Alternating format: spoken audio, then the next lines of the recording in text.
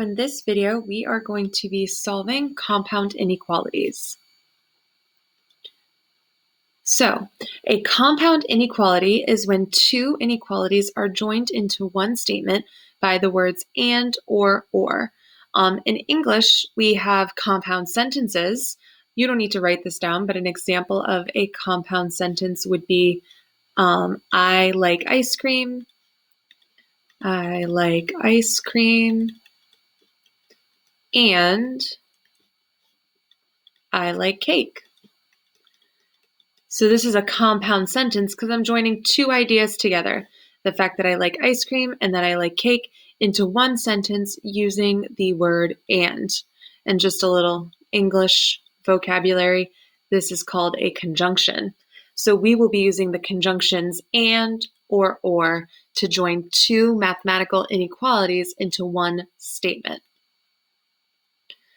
So for example, x is greater than 2 and x is less than 6 can actually be written together into one compound inequality by putting 2 last, x in the middle, and 6 at the front. This says that 2 is smaller than x and x is smaller than 6. So this is showing all of the numbers between 2 and 6 as being a solution. So in words, this is that x is any number greater than 2 and less than 6. So if we were to graph this on the number line, we'd have 2, 3, 4, 5, and 6. X is any number. Let's put 1 and 7 on the outer ends. X is any of the numbers in between 1 and 6. 2 and 6. So since there's no line in this one, there's no equal to symbol, both 2 and 6 get an open circle. But then we draw a line connecting 2 and 6 to show that numbers like 3 are a solution because 3 is greater than 2, but also less than 6. 4 would be a solution because it's greater than 2 and less than 6. But a number like 7 out here wouldn't be a solution because even though it's greater than 2, it's not less than 6. So our only solutions are the numbers in this range between 2 and 6. We can also have or compound inequalities. And so x less than or equal to 2 or x greater than or equal to 6. There's a typo here. This should be cannot be joined together. So we always keep or inequalities separately. If we were to put this into words, we would say any number less than or equal to, because of the line, 2, or greater than or equal to 6. So or means it only has to be true for one of them. So before I said I like cake and I like ice cream, if I were to say I like cake or I like ice cream, if you gave me either one of those, I would be happy. So same thing here. If we can get a number that's less than or equal to 2 or greater than or equal to 6, we're going to be happy. So let's do the same thing. 1, 2, 3, 4, 5, 6, 7. This time, because they are both equal to symbols, we'll put closed circles on 2 and 6. And we essentially just graph each one individually. So x is less than or equal to 2. That's all these numbers over here, the smaller than 2 numbers. And x greater than 6 are all the numbers on this portion of the number line towards the bigger positive numbers. So an or graph to me kind of looks like 2 oars in a boat. Like you could row a boat here with the 2 oars. So it's 2 graphs in separate directions. So if I had to write an inequality for this graph, first of all, I want to decide, is this an and or an or? Well, here are my two ors again, two separate graphs. So this is going to have the conjunction or, and I essentially write each inequality separately.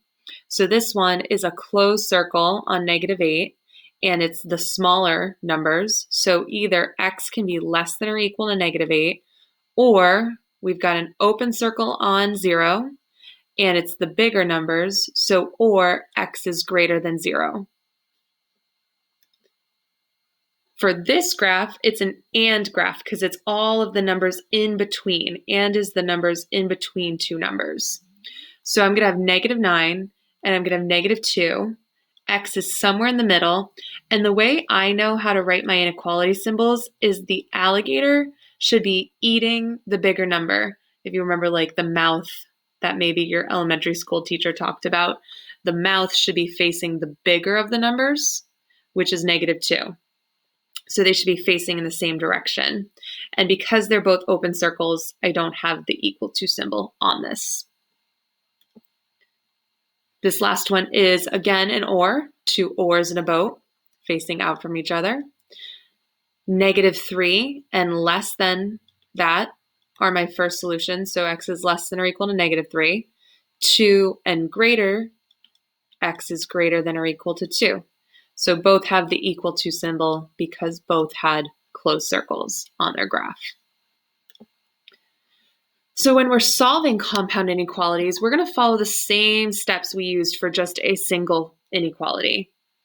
For the and inequalities, where they're written in, like the last one was -2 less than x less than, oh, no, it was -9 less than x less than -2. So there's kind of like three parts. There's this part, the -9, there's the middle part, x, and the right side, -2. We're going to perform the same operation to all three sides to solve for x. For ors, we're going to just solve each one separately. So ors are kind of nice. They're kind of simple. But the big thing we're never going to forget ever again, as long as we solve inequalities, is that if we multiply or divide by a negative, we have to flip the inequality symbol. So we're just going to keep our eyes peeled for any multiplying or dividing by a negative. Okay, so for this first one, I'm trying to isolate x here in the middle. So I have to get rid of anything that's not x. So I'm going to start by getting rid of the -1 by doing the inverse operation, which is addition. And so 8 plus 1 is 9, less than 3x, less than or equal to 11 plus 1 is 12. Then again, to isolate x, I need to divide by 3 in the middle here. So that means I need to divide 9 by 3 and 12. So I get 3 less than x, less than or equal to 4. So I'm going to place 3 and 4 on my number line. Since 3 is the open circle or less than symbol, we put an open circle. Since 4 is the less than or equal to symbol, we're going to put a closed circle. And then we're going to draw a line in between because this is an and graph, and x is only the numbers that fall between 3 and 4. Another and graph. So again, we're trying to isolate x here in the middle. So I first need to get rid of the -10 by doing the inverse, which is +10. And that gives me +1 less than -x, because the -10 is gone, less than 5. And I still need to get rid of this negative sign, which really is a -1. So I'm going to divide here by -1, here by -1, and here by -1. So I divided by a negative. That means I've got to flip my inequality symbol on both sides. And some people don't necessarily like to see it written this way with the smaller number on this side and the bigger number on this side. So you could rewrite this if you want to have the smaller number on the left and the bigger number on the right. But if I switch -1 and -5, I've got to flip the direction of the symbol as well. So again, it's always eating the bigger number. The mouth is always eating the larger number, which would be -1 in this case. So if I were to graph, I've got -5, -4, -3, -2, -1. Both numbers are getting open circles, and it's all of the numbers in between here. So the graph is an AND graph. Now for the ORs, I'm going to solve each inequality separately. So I'm just going to deal with 4x less than or equal to 20 first. I'm going to divide both sides by 4, and my first inequality is that x is less than or equal to 5. Now I'm going to take care of 3x is greater than 21 separately. To isolate x, I'm going to divide by 3, and I get x is greater than 21. So either x is less than or equal to 5, or it's greater than 7. So to graph this, I'm going to plot both inequalities separately on the number line. So I'm going to put a closed circle on 5 because of the equal to symbol, and it's the numbers less than 5, which are in this direction, 4, 3, 2. And then I'm going to do an open circle on 7, pointing to the larger numbers, which are in this direction. You don't need to write that many numbers, but I just wanted to illustrate the larger than numbers, the numbers larger than 7. And there we go. We have our two oars in a boat for our OR graph. All right, let's again, since it's OR, deal with each inequality separately. So I have to isolate R here first. So let's clear the fraction to start. Let's multiply the whole inequality by 2. And so 2 times 1 is 2. 2 times a half is just 1, so R less than 12. And then we're going to subtract 2, and we get R is less than 10. And then we're going to subtract 5 from both sides, and we get R is greater than 14. So those are two options. Either R is less than 10, or it's greater than 14. So open circle on both, and it's two oars in a boat, pointing in opposite directions, less than 10 or greater than 14. So just quickly showing you how to translate some word problems into some inequalities. So it's telling me that 3 less than x. So the way that I write 3 less than x is kind of funny. Some people think it's just 3 minus x, but they're actually saying that it's 3 less than the number x. So we have to take 3 away from the number x. And so that's greater than -4 and less than -1. So we need to make an and compound inequality because of the conjunction and. So if it's greater than -4, -4 goes at the end, and less than -1, -1 goes at the front. Notice how my two mouths are facing towards the larger number. -1 is bigger than -4. This next part says the sum, which is addition, of -2x and 8, so -2x plus 8, is less than or equal to -5, or 6 is less than -2x. So you pretty much just read straight across the sentence and just translate the English sentence into what I like to call Mathanese, using math symbols and numbers. And then the last thing we need to talk about are special cases. So we're already pretty familiar with all real numbers or no solutions. We know all real numbers is if it's a true statement, something that's always true. And then we know that it's no solutions when it's a false statement. So all real numbers can only happen for or inequalities. You're never going to have an and all real numbers answer. So let's look why this is always true, why it's all real numbers.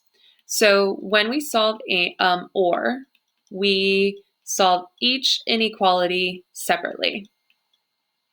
So I got for the first one, x is greater than 4.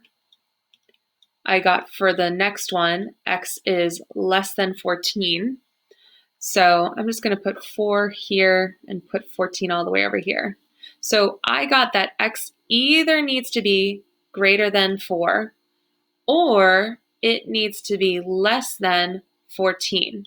So if I said that you either need to be older than 4 to come to my birthday party, or you need to be younger than 14 to come to my birthday party, every single person falls into one of those categories, right? So a person can either be older than 4 or they could be younger than 14. That covers everybody. Being older than 4 covers parents, grandparents, all the older folks. Younger than 14 covers everybody up to a baby. So this is always true. So if you get two graphs that overlap like this, and it's an or statement, that means everybody is covered. All numbers are covered. So we would just write this symbol. Let's see why for this one, it's no solutions. So we solve each one separately because you can write and inequalities separately. We just normally write them as one inequality. But here it's saying that y needs to be smaller than 1. So it needs to be less than or equal to 1. But it also has to be greater than 8. What number is smaller than 1 and greater than 8 at the same time? No numbers. So this is no solution. So if you graph an and inequality and it ends up looking like an or, that's how you know that it's not possible and that there are no solutions.